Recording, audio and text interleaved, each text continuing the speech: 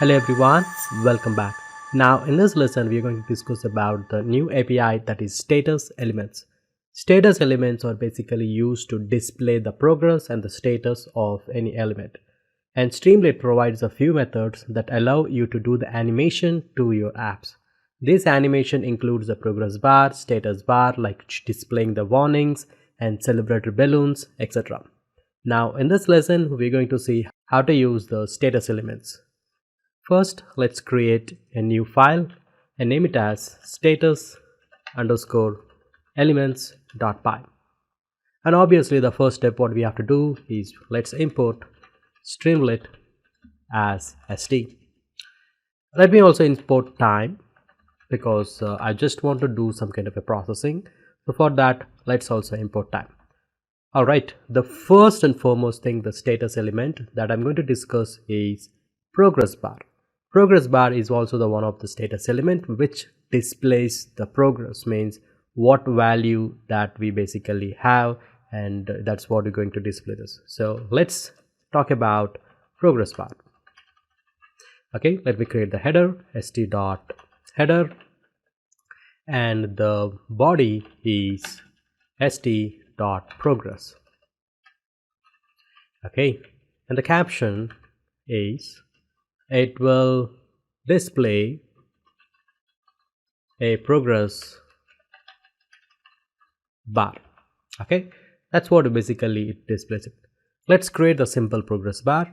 In order to create a simple progress bar, let me create the bar first.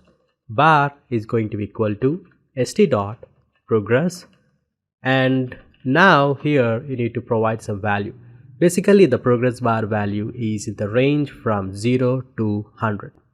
Okay, so if you provide some value, let's say if the value is 50%, and that's going to be the 50% progress bar is going to be displayed here. So let's see that.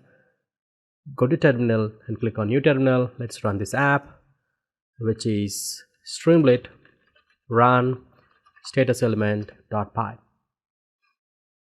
Alright, my app is running now, and this is what the app, and here you go, you can notice that we have the status progress in which will display the progress bar, and this is my progress bar.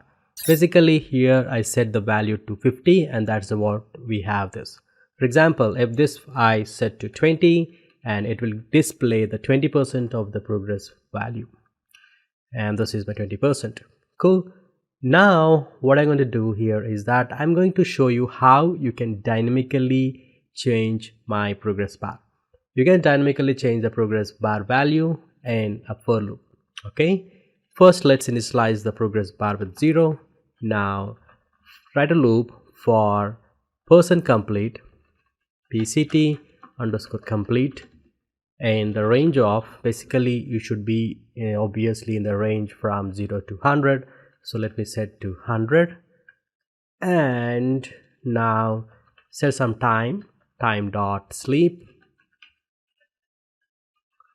let's see, for 0.5 seconds. Now add this information which is my bar, and you need to set the progress my bar dot progress and provide some value. The value basically I just want to provide here is the %complete, and let me do one thing. Let me start this with range from 1 to 101. Okay, now let's save this and go back to my app and rerun my application, and here you go, you can notice that my progress bar is dynamically changing. What exactly is happening is that I'm running a loop, and in that loop I'm updating my value of the progress dynamically. So in this way we can create the progress bar.